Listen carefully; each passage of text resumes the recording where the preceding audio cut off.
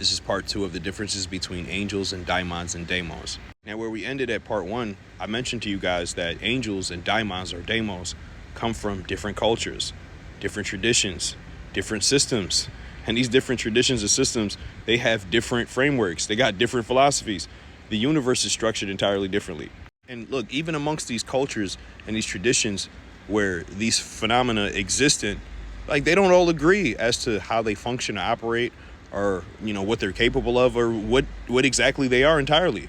Here's what I mean. Angels are of the cultures and systems and traditions associated with the Abrahamic faiths. But here's the thing.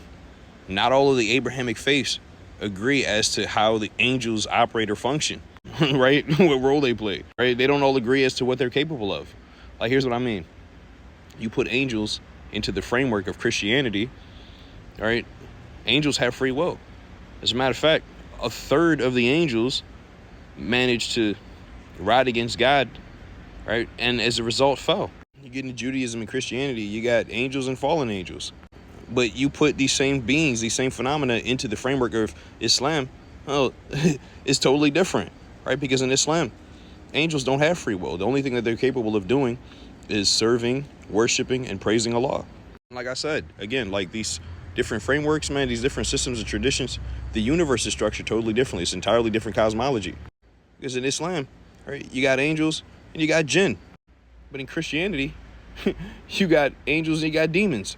And you attempt to integrate daimons or daemons into the Abrahamic framework, right, into a Christian framework, and they become demons, right? Depending on the rules of the game that one's playing by, right? If one's playing by the rules of Christianity, then one will interpret these beings as demons, right? As false gods, intending on leading man astray. Or if you're playing by a different set of rules, right? If you're traversing the path of the adversary, then perhaps instead what your philosophy is, your framework is, you see these daimons or daemons as gods within their own right? Rebel gods, gods who are the victims of being rejected and oppressed by the Abrahamic God. Daimons or daemons come from the ancient Mesopotamian,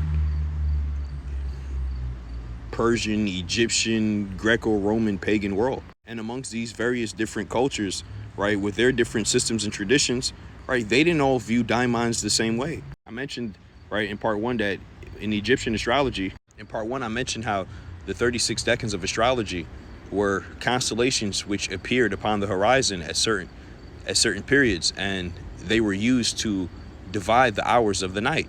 They were also assigned divine personas.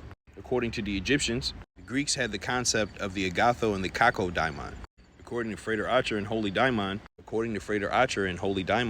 a great deal of the Chaldeans' magic was devoted towards keeping man from interacting with daimons. They were believed to pursue man relentlessly with an indefatigable zeal, hell-bent on deterring man from his purpose because they hated him. Some of these daimons occasionally at times even attacked the benevolent forces. Now, how do you reconcile these differences? You got to do the work. You got to practice. You got to study. You got to fully submerge yourself into this shit if you really want to do this seriously. This video is getting too long. Stay tuned for the last part. Y'all be easy.